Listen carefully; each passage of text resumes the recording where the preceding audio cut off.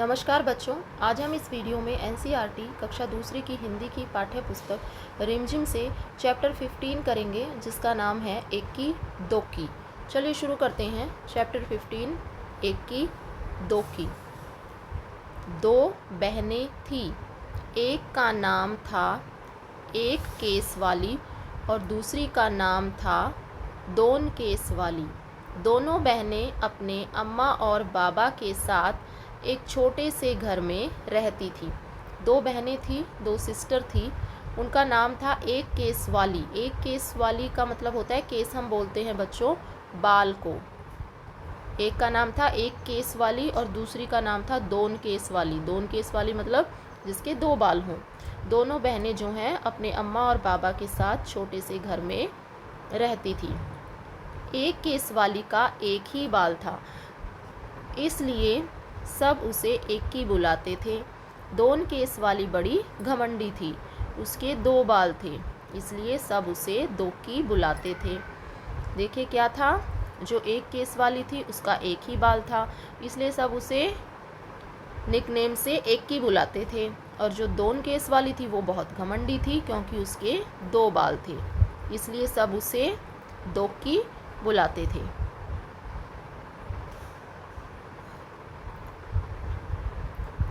फिर क्या होता है, अम्मा सोचती थी कि दोक्की जैसी सुंदर लड़की तो दुनिया में है ही नहीं, और बाबा उनको सोचने की फुर्सत ही कहाँ, काम में जो उलझे रहते थे।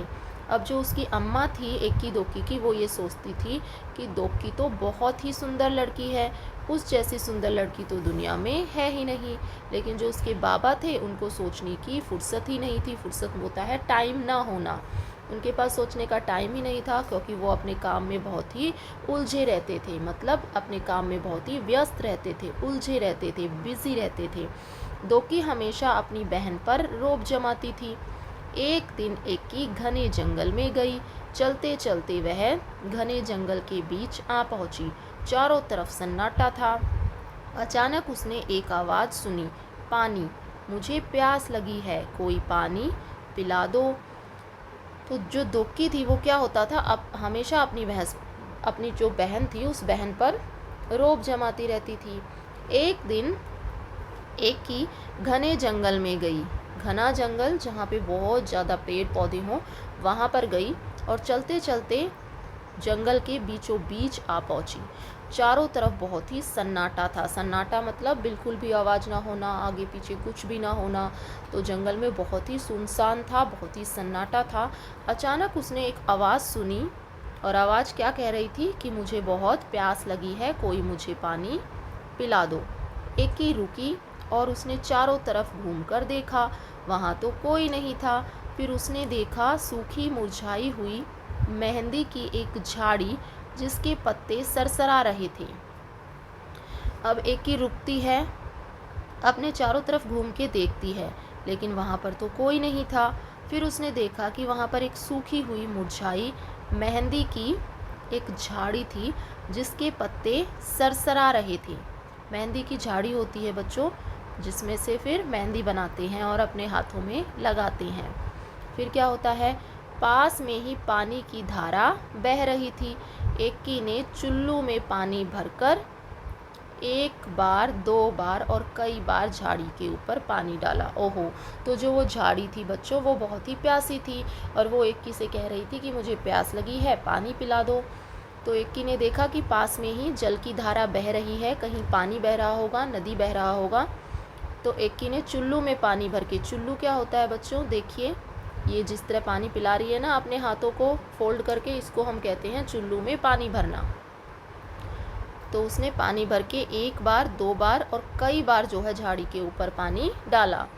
मेहंदी की झाड़ी बोली, फिर मेहंदी की झाड़ी कहती है धन्यवाद एक्की, वो उसको थैंक यू बोलती है, मैं तुम्हारी ये मदद याद रखूँगी। एक्की आगे बढ़ गई। ऐसा कह के, इतना सुन के अब एक्की आगे बढ़ गई, आगे चल दी। फिर अचानक सन्नाटे में उसे एक और आवाज़ सुनाई दी।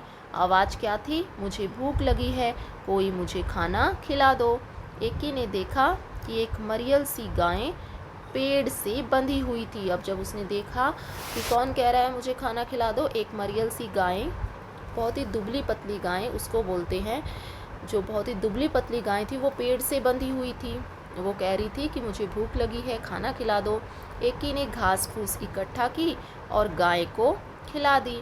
उसके बाद उसने गाय के गले में बंधी रस्सी को भी खोल दिया। अच्छा, अब एकी ने जो है गाय की भी हेल्प कर दी, उसको खाना खिला दिया। देखिए ये गाय है, ठीक है, ये गाय यहाँ पे बंधी हुई है और ये एकी है, ये उसको घास खिला रही है। ठीक है, अब आगे क्या होता है।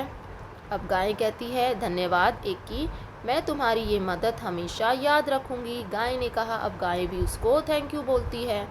एकी अब चलते चलते थक गई। अब ज़्यादा चल के वो एकी जो है थक गई थी। उसे गर्मी भी लग रही थी। उसे समझ नहीं आ रहा था कि अब वह क्या करे, कहाँ जाए। तभी उसे दूर एक झोपड़ी दिखाई दी। उसे क्या दिखाई दी? एक झोपड़ी दिखाई दी। एकी दौड़कर झोपड़ी तक गई और आवाज़ लगाई, कोई है? एक बूढ़ी अम्मा ने दरवाज़ा खोला। तो जैसे वो आवाज़ लगाती है, एक बूढ़ी अम्मा दरवाज़ा खोलती है। बूढ़ी अम्मा ने कहा, आहा, आ गई मेरी बच्ची, मैं तुम्हारी ही राह देख रही थी, आओ अंदर आ जाओ। एकी हैरान हो गई और चुपचाप झोपड़ी के अंदर आ गई। झोपड़ी में आकर उसे बहुत अच्छा लगा। तो क्या हुआ, जब वो बहुत थक गई थी तो उसको जो है दूर एक झोपड़ी दिखाई दी। उसने आवाज़ लगाई कि कोई है।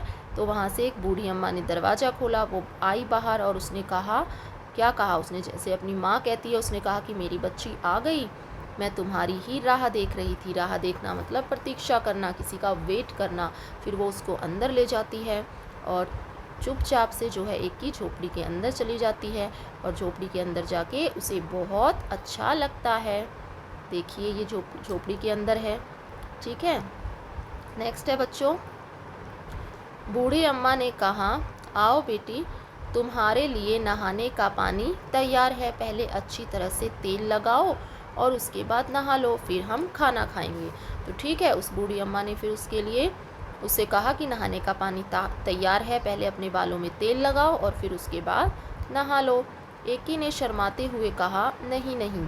अम्मा ने पुचकार कर कहा, अरे नहीं क्या, जैसा मैं कहती हूँ वैसा करो। पुचकारना मतलब प्यार से कहा। ठीक है, एकी ने बूढ़ी अम्मा की बात मान ली। फिर पता है क्या हुआ? अब क्या हुआ आगे देखो। एकी ने जैसे ही अपने सिर से तौलिया हटाया तो उसने पाया कि उसके सिर पर एक नहीं परंतु बहुत सारे बाल थे। एकी इतनी खुश हुई कि वह खाना खा ही नहीं सकी। बस बार बार वह बूढ़ी अम्मा का धन्यवाद ही करती रही। अच्छा, तो जैसे ही एकी ने नहाने के बाद अपने सर से तौलिया हटाया, उसने देखा तो क्या देखा कि उसके सर में एक नहीं बहुत सारे बाल थे और वो अपने बालों को देखकर बहुत ही खुश हुई। ठीक है, फिर उसने बूढ़ी अम्मा को धन्यवाद दिया। बूढ़ी अम्मा ने मुस्कुराते हुए कहा, अब तुम घर जाओ बेटी और हमेशा खुश रहो। एकी के तो जैसे पंख ही निकल आए, वह सरपट घर की तरफ दौड़ चली। रास्ते में उसे गाय ने मीठा मीठा दूध दिया और झाड़ी ने हाथों पर रचाने के लिए मेहंदी दी। अब क्या होता है, वो बहुत खुश हुई और खुश होते होते घर की तरफ चल दी। सरपट का मतलब होता है तेजी से, घर की तरफ वो दौड़ के चल पड़ी। रास्ते में उसे वही गाय मिली जिसने उसने गाय की हेल्प की थी। तो गाय ने उसे क्या दिया, मीठा मीठा दूध दिया और जिस झाड़ी को उसने पानी पिलाया था उस झाड़ी ने उसके हाथों में रचाने के लिए मेहंदी दी। घर पहुंचकर एकी ने सारी कहानी सुनाई। दोकी कहानी सुनते ही सीधे जंगल की तरफ भागी। जैसे ही कहानी उसकी बहन दोकी को पता चली वो भी जंगल की तरफ भागी। दोकी इतना तेज भाग रही थी कि न उसे प्यासी झाड़ी और ना ही भूख लगी गाय की पुकार सुनी। अब दोकी इतना तेजी से भाग रही थी कि उसे प्यासी गाय की, भूखी गाय और प्यासी झाड़ी की आवाज़ सुनाई ही नहीं दी। वह तो धड़धड़ाती हुई झोपड़ी में घुस गई और बूढ़ी अम्मा को हुक्म दिया, मेरे लिए नहाने का पानी तैयार करो। अच्छा, उसे लगा जैसे उसके बाल बढ़ गए हैं मेरे भी बढ़ जाएंगे। तो अब बूढ़ी अम्मा क्या कहती है, हाँ आओ, मैं तुम्हारी ही राह देख रही थी, पानी तैयार है, नहा लो। बूढ़ी अम्मा ने दोकी से कहा। ठीक है, तो झटपट नहाने के बाद जैसे ही दोकी ने तौलिया सिर से हटाया उसकी तो चीख निकल गई। चीख हम किसको बोलते हैं? चिल्लाना, मतलब वो चिल्ला पड़ी। क्यों चिल्ला पड़ी? दोकी के 2 ही तो बाल थे, वो भी झड़ गए, अब वो भी नहीं रहे, वो भी नहीं थे। ठीक है। रोते रोते दोकी घर की तरफ चलने लगी।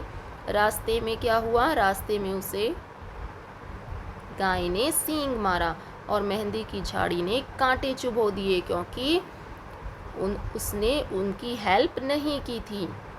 मगर अब दोकी अपना सबक सीख चुकी थी। ठीक है, उसे लेसन मिल चुका था, वो सीख चुकी थी। इसके बाद एक की दोकी अपने अम्मा बाबा के साथ खुशी खुशी रहने लगी। ठीक है, तो उसके 2 बाल थे। उसने सोचा कि एक के बाल इतने बड़े हो गए जंगल में जाने से, एक बाल से इतने सारे बाल बड़े हो गए, तो मैं भी जाती हूँ, मेरे भी बाल बड़े हो जाएंगे। लेकिन एक के बाल बड़े क्यों हुए थे? क्योंकि उसने गाय की हेल्प की थी, झाड़ी को पानी पिलाया था। ठीक है, और दोकी के बाल क्यों नहीं बड़े हुए? क्योंकि उसने किसी की भी हेल्प नहीं की, इसलिए उसके बाल बड़े नहीं हुए। और इनफैक्ट जो उसके बाल थे वो भी सारे के सारे झड़ गए। तो इससे हमें ये सीख मिलती है कि हमें भी सबकी हेल्प करनी चाहिए। ओके, दैट्स ऑल स्टूडेंट, ये था आपका चैप्टर। नेक्स्ट वीडियो में हम इसके क्वेश्चन आंसर करेंगे। तब तक के लिए thank you so much for watching.